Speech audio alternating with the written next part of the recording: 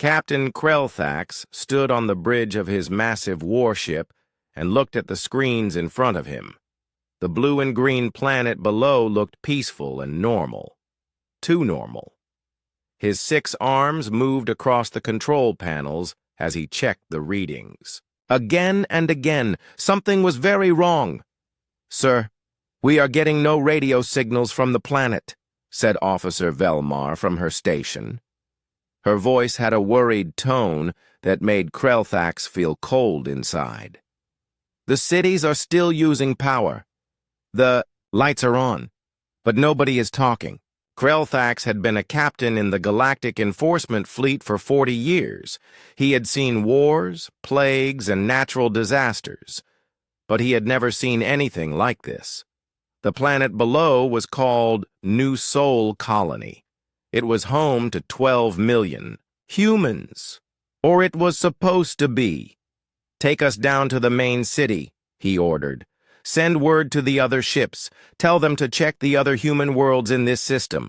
The warship moved through the atmosphere like a giant metal bird. As they got closer to the city, Krelthax could see the buildings clearly.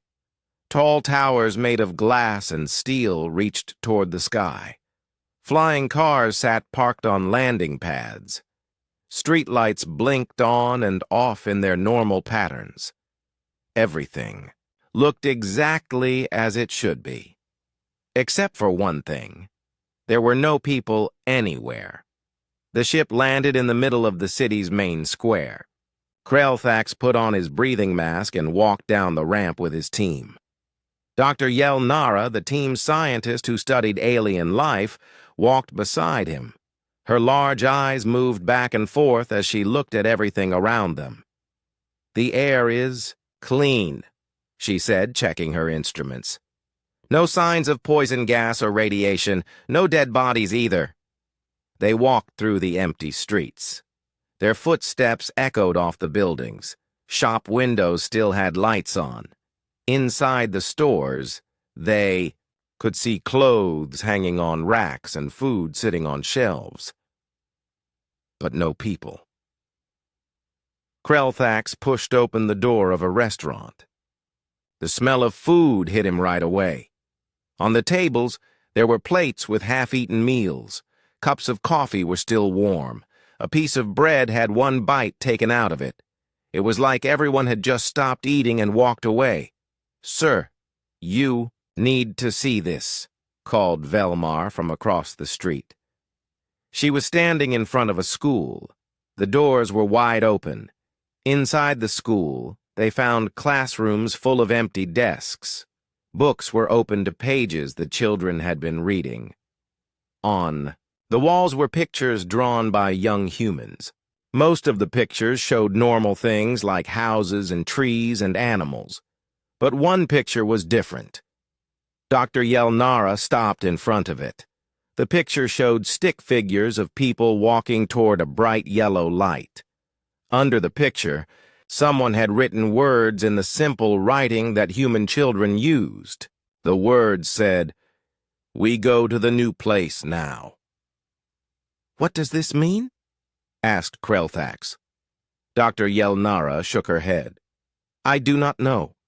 But look at the date." She pointed to the corner of the picture. "This was drawn yesterday." They spent the next 3 days searching the entire planet. They found empty houses with food still cooking in the kitchens. They found workplaces where machines were still running but no one was operating them. They found hospitals with empty beds and medical equipment still beeping. But they found no humans. Not one. The strangest thing was that all the human pets were gone too.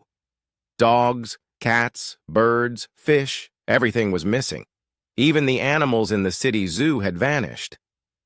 The only living things left were the plants. On the 4th day, reports came in from the other ships. Every human world in the system was the same. Empty cities, no people, no bodies, no signs of violence or struggle. Just empty places where millions of humans used to live. "Send a message to headquarters," Krelthax told his communications officer. "Tell them we found the human worlds, but we did not find any humans." That night, Krelthax sat in his cabin and read the orders he had been given. The Galactic Tribunal had spent 300 years deciding what to do about the humans. The humans grew too fast, they said. They built too many ships and settled too many worlds. They made new technology too quickly. They were dangerous. The tribunal had finally made its decision. They were going to put the humans in a box, keep them on just a few worlds, take away their advanced machines, make them less dangerous to the rest of the galaxy. But now there were no humans to put in a box. Dr. Yelnara came to his cabin with a report. "I have been studying the data from all the worlds," she said. "The humans all disappeared at the same time, down to the minute, on every world, in every city, at exactly the same moment." "How is that possible?" asked Krelthax. "I do not know, but there is something else. The last radio transmissions from the human worlds were all normal. Weather reports, news programs, children's shows. Nothing about leaving or danger or fear. It was like they knew they were going somewhere, but they were not worried about it." Krelthax looked out the window at the empty city below. Lights were still turning on as darkness fell. Automated systems were still working. But the city felt dead. What could make 8 billion people disappear at the same time? He wondered out loud. Dr. Yelnara was quiet for a long moment. Then she said, "Maybe they did not disappear. Maybe they left." "Left? Left to go where?" "That," said Dr. Yelnara, "is what we need to find out." The next morning, more ships arrived from the Galactic Enforcement Fleet. Soon there were hundreds of investigators searching the empty human worlds. They found more strange things. Human computers were still working, but they would not answer questions about where the humans had gone. Robot workers continued their jobs as if nothing had happened, and in some places, people reported seeing shapes moving in windows, but when they looked closer, there was nothing there. The mystery of the missing humans had begun. Trade Minister Coxandra stared at the numbers on her screen and felt sick. In just 6 months, the economy of the Veltar system had fallen apart. The crystal cities that once sparkled with wealth now looked dim and worried. "Show me the report." "Again," she said to her assistant. The assistant, a young Veltarian with nervous hands, brought up the data. "Human-made quantum drives have increased in price by 4,000%. Neural interfaces are now worth more than gold. And terraforming equipment?" The assistant's voice trailed off. "What about terraforming equipment?" Quaxandra demanded. "Nobody is selling it anymore. The few pieces we have left are being kept in museums." Quaxandra closed her 4 eyes and tried to think. The humans had been the galaxy's best engineers. While other species spent years developing new technology, humans could do it in months. Their ships were faster, their computers were smarter, and their tools could do things that seemed like magic. Now all of that was gone. On the water world of Dalmare, things were even worse. Speaker, Tidewalker Nalesh, floated in the council chamber and listened to reports from across their star system. The news was all bad. "The water recycling systems on Dalmare 3 have failed," reported engineer Current Rider Valesh. "Without human technicians to fix them, we estimate the colony will be unlivable in 2 months." "What about Dalmare 7? Asked Nalesh. "The atmospheric processors are running at 60%. The storms are getting worse every day. If we cannot fix them soon, we will have to evacuate 3 million people." Nalesh's gill slits fluttered with worry. The Dolmari were great swimmers and could live underwater, but they needed the humans' technology to survive on worlds with different atmospheres. For 50 years, human engineers had maintained their colonies. The Dolmari had paid well for this service, but they had never learned to do the work themselves. "Have we tried to contact the human artificial intelligences?" asked Nalesh. "Yes, Speaker. The AIs are still working on the abandoned human worlds, but when we ask them for help, they say the same thing every time." "What do they say, current rider?" Velesh looked uncomfortable. "They say, our creators chose the better path. We cannot help those who remain behind." Across the galaxy, similar meetings were happening on dozens of worlds. The Kolthex Empire discovered that their military ships could not fly without human-made fusion cores. The Zendari found that their mining operations had stopped working because all their drilling equipment was human-designed. But the strangest reports came from the edge of known space. Captain Brixtal was a trader who flew between the outer worlds. He had been delivering supplies to a mining station when he saw something impossible. A human factory ship was still working. "I am telling you, it was building new ships," Brixtal explained to the authorities. "The factory was running at full power. Robot arms were moving. Sparks were flying from the welding machines, but there were no humans controlling it." The official taking his report looked doubtful. "How can a factory work with no one to run it?" That is what I wanted to know. So I sent a message asking for permission to dock. The factory computer answered me. What did it say? Brixtal's voice dropped to a whisper. It said, "We continue the work until the return.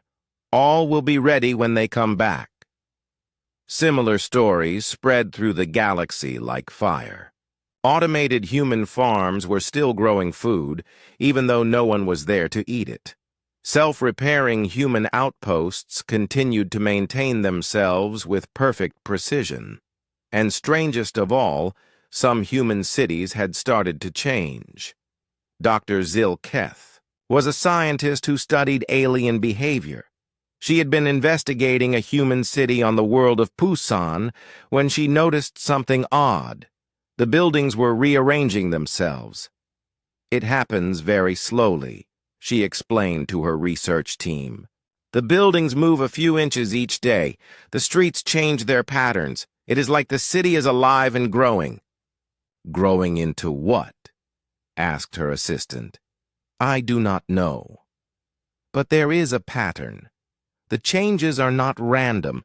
The city is building itself into some kind of shape, a design. But I cannot figure out what it is supposed to be." The most disturbing reports came from families who had been close to humans. Many species had worked with humans for generations. They had been friends, partners, even family in some cases. Diplomat Felnara had been married to a human woman named Mira for 20 years. Their children were half human, half Zendari. When the humans disappeared, Felnara's children had become strange.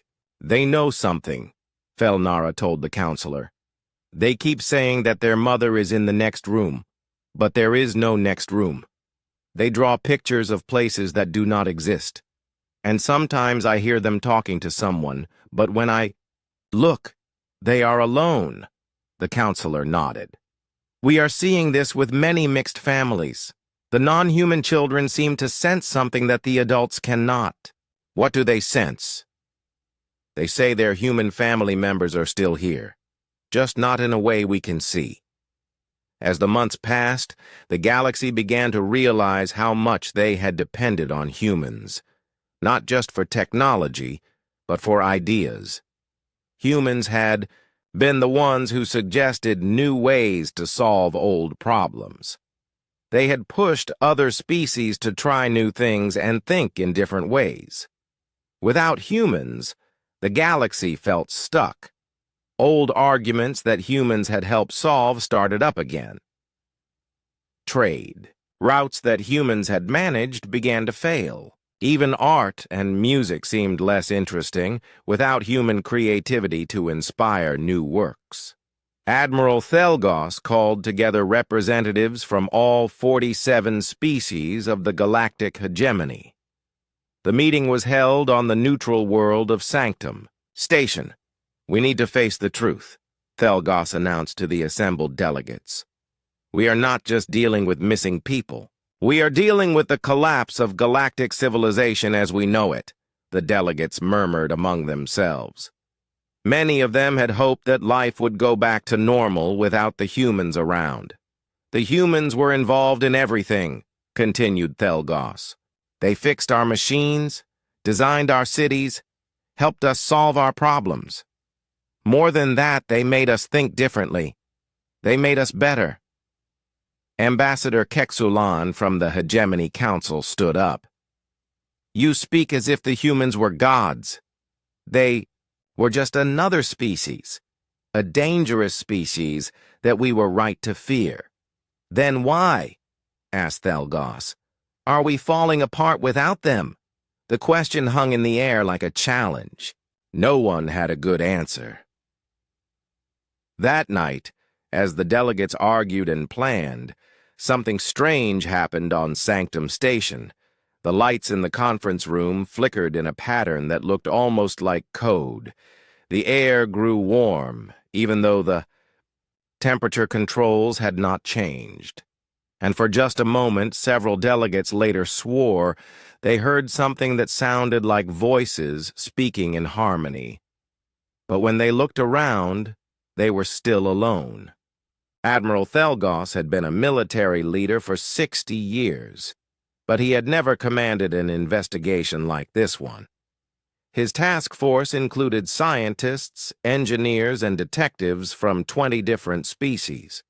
They had one job: figure out what happened to the humans. The investigation team's first major discovery came from an abandoned research station orbiting the star Jonju. The station was huge, bigger than most cities. It had been hidden behind a moon, which explained why. No one had found it before.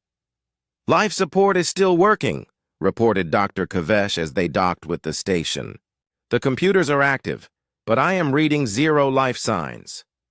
The team moved through the station's corridors carefully. The walls were covered with equations and diagrams that hurt to look at. The math was so complex that even the galaxy's best scientists could not understand it.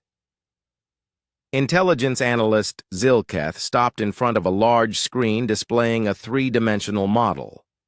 The model showed what looked like space itself, but with strange folds and twists in it. "What is this supposed to be?" she asked Dr. Kivesh. "I think it is a map, but not a map of places, a map of possibilities." They found Dr. Baum's personal laboratory deeper in the station. Dr. Baum had been one of humanity's greatest scientists. Her workspace was neat and organized, with hundreds of data storage devices carefully labeled and arranged. Zilketh activated the main computer terminal. A hologram of Dr. Baum appeared, smiling and looking calm. "If you are watching this," the hologram said, "then we have already gone. My name is Dr. Baum, and I want to explain what we discovered." The team gathered around to listen. For the past 50 years, human scientists have been studying what we call the substrate.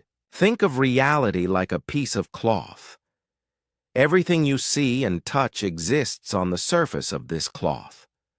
But we discovered that there are other layers underneath. The hologram gestured, and the air filled with floating diagrams.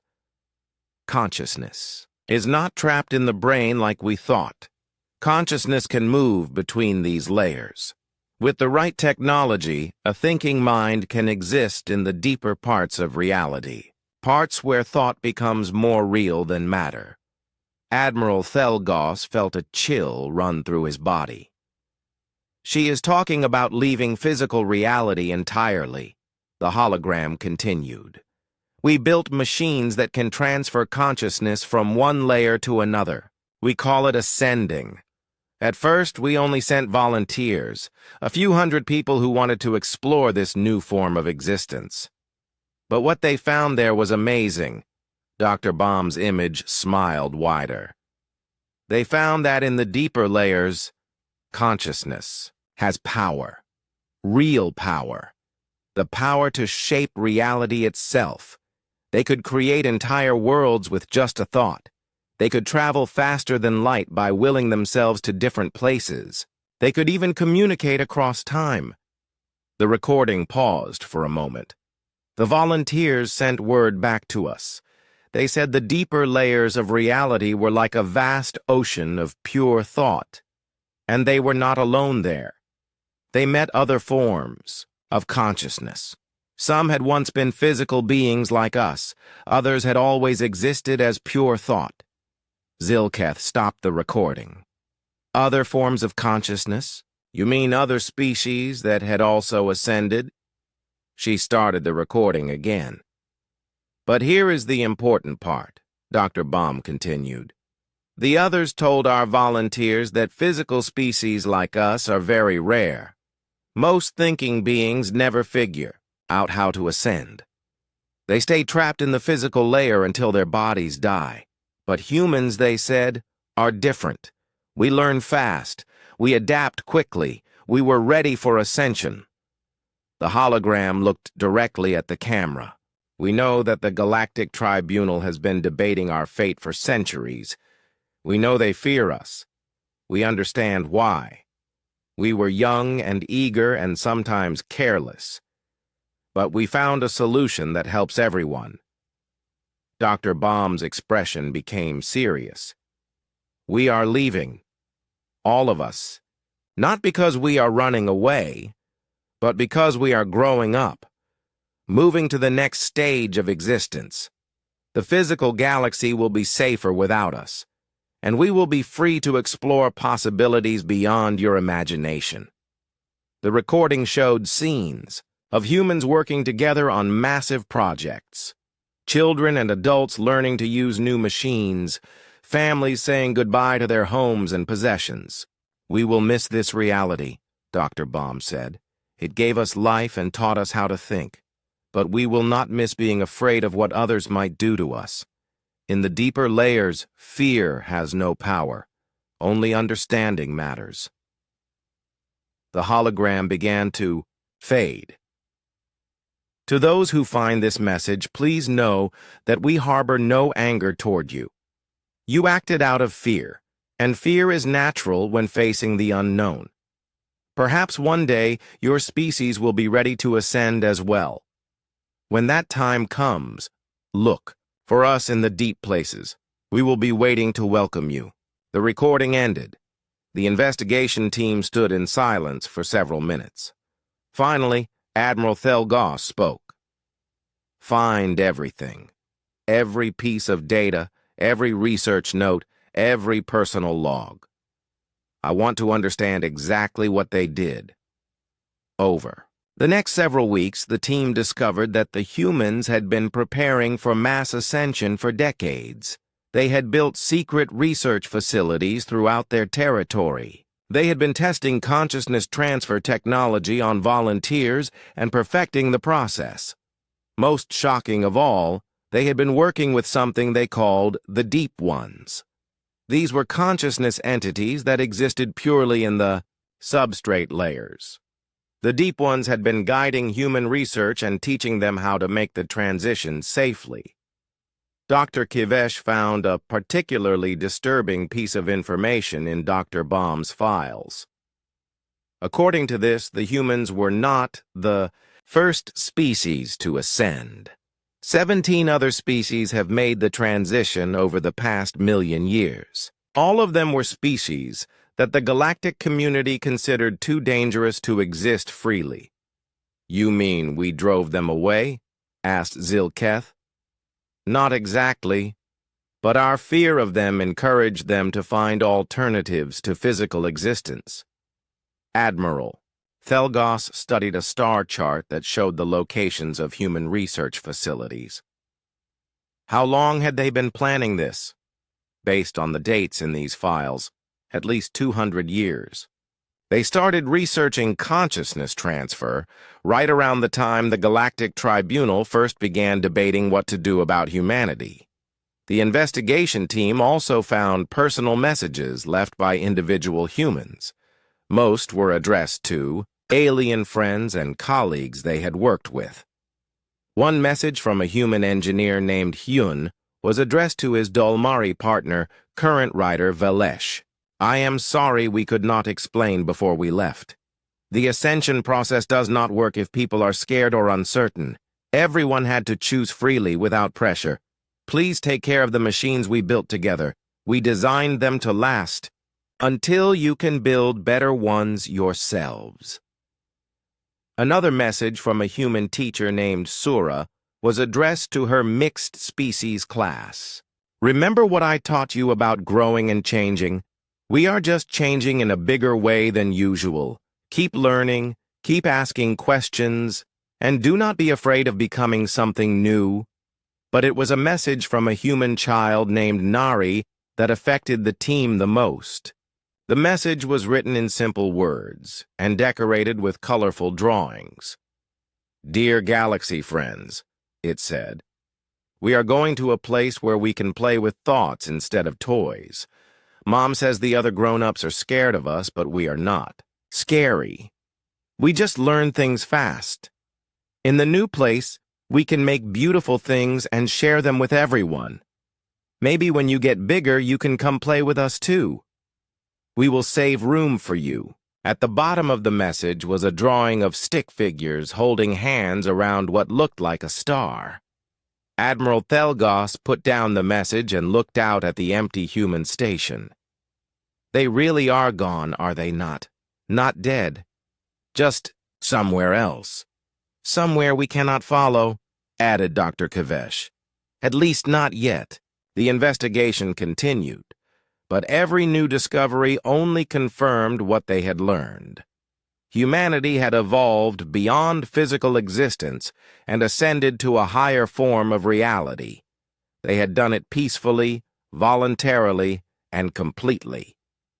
The question that remained was what the galaxy would do with this knowledge. Dr. Fentalor had been digging through old star charts for weeks when she found it. Hidden in the files of a long-dead human explorer was a reference to something called the workshop. The coordinates led to a star system so far from known space that no one had bothered to explore it. Admiral, she called to Thelgos, I think I found their main facility. The journey took 3 weeks, even with the fastest ships in the fleet.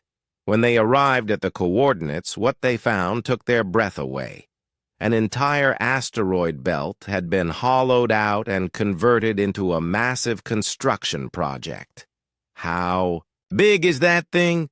Asked Dr. Kivesh as they approached. Approximately 400 kilometers across, reported the ship's computer. Mass readings indicate it is mostly hollow.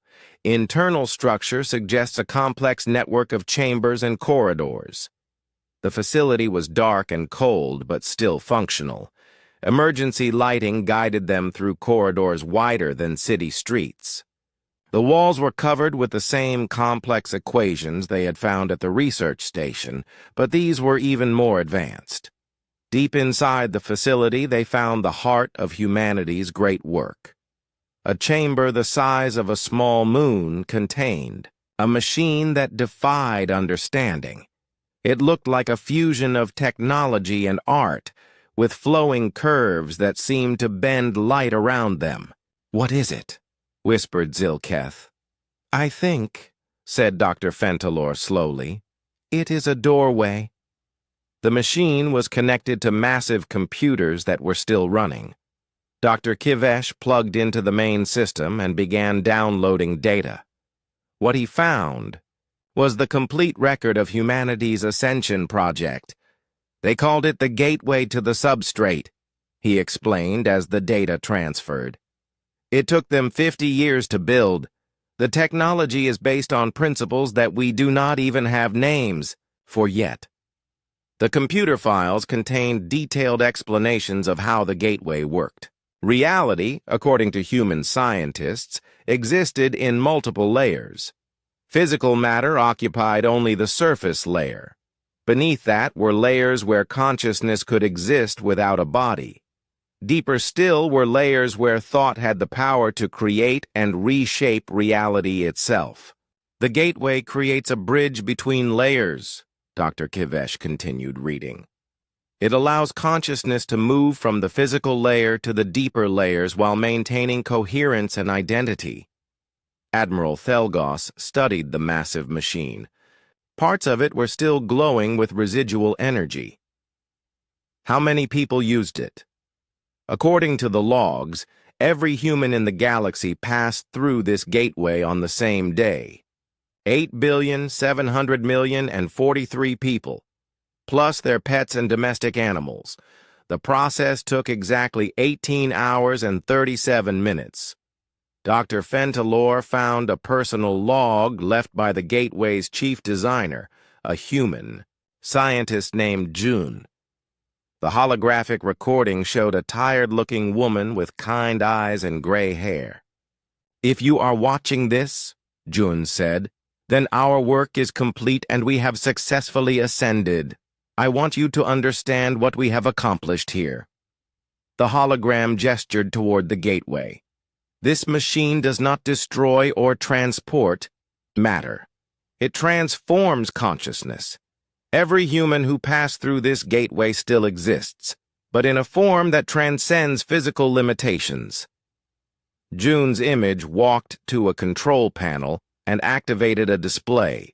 The air filled with images of what looked like living galaxies made of pure light. In the deeper layers of reality, thought is substance. Memory is architecture. Emotion is energy. We have not died or disappeared. We have become something greater than we were before. The recording showed humans in their new form, beings of light and thought who could create worlds with their imagination and travel between stars in an instant. "But we did not do this to gain power," Jun continued. "We did this to solve a problem. The galaxy feared us because we grew too fast and changed too quickly. We understood their fear. In physical reality, rapid change can be dangerous. But in the substrate layers, change is natural and beautiful." John's expression became sad for a moment. "We tried to work with the other species. We tried to slow down and be more careful. But it was not enough. The tribunal was still going to restrict us, maybe even destroy us. So we chose a third option. The hologram showed the final days of human civilization, families gathering to say goodbye to their homes, children excited about the adventure ahead, adults working together to prepare for the greatest journey in history. We chose evolution over extinction, growth over stagnation. We chose to become what we were meant to be. But the most important part of June's message came at the end. We want you to know that we harbor no malice toward those who feared us. Fear is natural when facing the unknown. But we also want you to know that ascension is not unique to humans. Every sapient species has the potential to transcend physical existence. When you are ready, when your people have learned to think beyond the limitations of matter, the path will be open to you as well. The hologram pointed toward the gateway. This machine was designed to be used once and then destroy itself. But before it did, it created something else. A seed. Instructions for building new gateways, hidden in the quantum substrate of space itself, waiting for the next species that is ready to ascend. Jun smiled one last time. "We will be waiting for you in the deep places, not as conquerors or rulers, but as teachers and friends. The substrate layers are vast beyond imagination. There is room for all consciousness that chooses to grow." The recording ended with the sound of the gateway activating for the last time. The team watched as the machine began to break apart, its components dissolving into energy and dispersing into space. Dr. Kivesh checked his instruments. The gateway completely destroyed itself, but there are residual energy patterns in the quantum foam around this area. Complex patterns that might be instructions, finished Dr. Fentalor. John was telling the truth. They left a blueprint for other species to follow. Admiral Thelgos stood in silence for a long time, looking at the empty space where the gateway had been. Finally, he spoke. We came here to deliver judgment on humanity. We were going to tell them they were too dangerous to exist freely. We were going to lock them in a cage. He turned to face his team. Instead, we find that they judged themselves, and their verdict was to evolve beyond our reach entirely. The investigation team spent another week at the facility, recording everything they could. They found personal messages from individual humans, technical specifications for impossible technologies, and philosophical writings about the nature of consciousness and reality. But the most disturbing discovery was in the facility's main log. The humans had known about the tribunal's investigation for decades. They had been monitoring galactic communications and watching the debates about their fate. They knew we were coming, realized Zilketh. They knew what verdict we were going to deliver. And they chose to leave before we could deliver it. In the final log entry written just hours before the mass ascension, Dr. June had left a message specifically for the investigation team that would eventually find the facility. To those who come seeking answers, the message read, know that we do not judge you for judging us. You did what you thought was necessary to protect your people and your way of life. But also know that consciousness cannot be caged. Thought cannot be contained. Evolution cannot be stopped. We have simply chosen to evolve in a direction that takes us beyond your jurisdiction. The message continued. We leave behind our technology and our knowledge as gifts. Use them wisely. Learn from them. And when your species is ready to take the next step in consciousness development, remember that we have gone before you and prepared the way. As the investigation team prepared to leave the facility, Dr. Fentalor made one final discovery. In a personal storage area, she found a simple drawing made by a human child. It showed two groups of stick figures. One group was standing on a planet. The other group was floating in space, surrounded by stars. Between them was a bridge of light. At the bottom of the drawing, in a child's handwriting, were the words, "We will meet again when you are ready to fly." The investigation was complete. The mystery of humanity's disappearance had been solved. But Admiral Thelgos knew that the real questions were just beginning. What would the galaxy do with this knowledge? How would the other species react to learning that transcendence was possible? And most importantly, who would be brave enough to follow humanity's path into the unknown? The Galactic Tribunal Chamber had not been used for 50 years. It was a massive space, built to hold representatives from all 47 species of the hegemony. Today, for the first time in decades, every seat was filled. Chief Arbiter Meldoris stood at the center of the chamber holding an ancient scroll. The scroll contained the verdict that had taken 3 centuries to write. A judgment on humanity that no longer mattered. We gather today, Meldoris announced, to deliver the final verdict on the species known as humanity. After careful deliberation, lasting 300 years, this tribunal has reached its decision. The chamber was silent. Everyone knew what the verdict would be. Everyone also knew it was meaningless now. Meldoris unrolled the scroll and began to read. Humanity is found guilty of accelerated technological development without proper authorization, guilty of territorial expansion beyond approved boundaries, guilty of cultural influence that destabilizes traditional societies, guilty of refusing to submit to galactic authority. The words echoed through the chamber like stones falling into an empty well. The sentence is containment to their home solar system, technological regression to pre-space flight levels, and permanent monitoring to prevent future violations. Meldoris rolled up the scroll and set it aside. However, this tribunal acknowledges that the defendant species is no longer present to receive this judgment. Humanity has removed itself from our jurisdiction through means we do not fully understand. Ambassador Kexulan from the Hegemony Council stood up. Chief Arbiter, what does this mean for galactic law? If species can simply leave reality to avoid our judgments, what authority do we have? The question hung in the air like a challenge to everything the hegemony stood for. Meldoris was quiet for a long moment. Then she said, "It means we have learned that our authority has limits. We can judge actions, but we cannot judge evolution." The debate that followed lasted for days. Some species demanded that research into consciousness transfer be banned. They feared that other dangerous species might follow humanity's path. Others argued that the knowledge should be studied and preserved.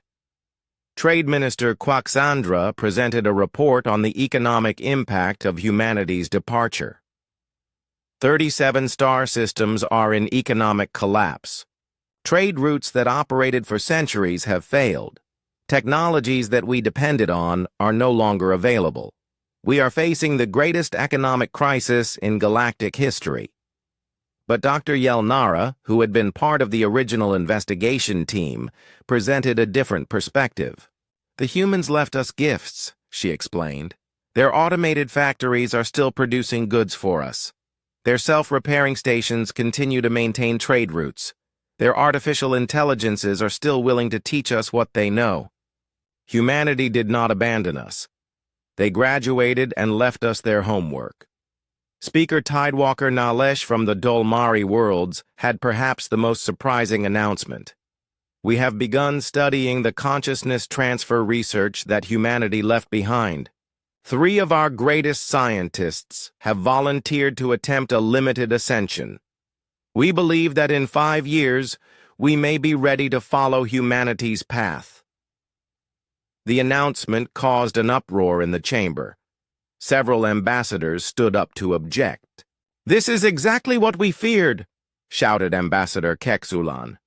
"Now other species will think they can escape our authority by abandoning physical reality."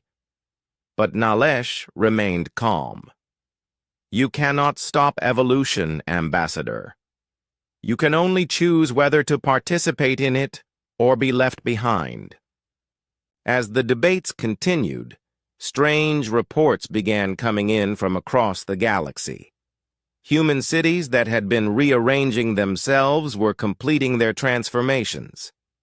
The new patterns they formed looked like symbols or messages, but no one could understand what they meant. More disturbing were the reports from mixed families. Children who were part human seemed to be developing unusual abilities. They could sense things that others could not see. They could sometimes predict events before they happened. And they all insisted that their human family members were still present, just in a different way. Dr. Fentalor had been studying these children for months. She presented her findings to the tribunal. The hybrid children appear to have a natural connection to what the humans called the substrate layers, she explained. They can perceive consciousness that exists beyond physical reality. According to them, the ascended humans are still watching us and occasionally trying to communicate. "What kind of communication?" asked Meldoris. "Mostly reassurance. The children say their human relatives want us to know that they are happy and safe. They also say the humans are preparing something for us, a gift or a message. But the children do not understand what it is yet. The biggest shock came from an unexpected source. The AI systems that humanity had left behind suddenly activated a new protocol. Across the galaxy, human computers began broadcasting the same message simultaneously. Admiral Thelgos was the first to receive the transmission. The message appeared on every screen in his ship at the same time. It was a simple text communication, but it came with mathematical proofs that verified its authenticity. To our friends in physical reality, the message read, "We have been watching your debates with interest. We want you to know that ascension is not escape. It is growth. We did not leave because we were running away from you. We left because we were growing toward something greater." The message continued. "We understand your concerns about other species following our path. But you should know that ascension cannot be forced or rushed. Each species must reach readiness naturally. Those who try to ascend before they are prepared will fail. The substrate layers only accept consciousness that has evolved beyond fear and aggression. But the most important part of the message came at the end. We have not forgotten you. In the deeper layers of reality, we are building something wonderful, a place where all consciousness can meet and learn from each other. When each of your species is ready, we will guide you to this place. Until then, we will watch over you and help when we can." The message ended with coordinates, not coordinates in normal space, but coordinates in the quantum substrate itself, instructions for finding the path that humanity had taken. In the months that followed, the galaxy began to change. Some species, like the Dolmari, embraced the research into consciousness transfer. They began developing their own ascension technologies, using the blueprints that humanity had hidden in the quantum foam. Other species, like the Colthex Empire, rejected the very idea of transcendence. They passed laws making consciousness transfer research illegal and tried to destroy any evidence of humanity's achievements. But most species fell somewhere in between. They studied the human research carefully, trying to understand the implications. They debated whether ascension was evolution or suicide. They wondered if physical reality would become empty as more species chose to transcend. The children with human heritage became the focus of intense study. As they grew older, their abilities became stronger. They could communicate with the ascended humans more clearly. They began to serve as interpreters, helping the galaxy understand what humanity had become. One of these children, a half-human, half-Zendari girl named Aura, became particularly important. When she turned 16, she began receiving complex messages from the ascended humans. Messages about the nature of consciousness, the structure of reality, and the future of galactic civilization.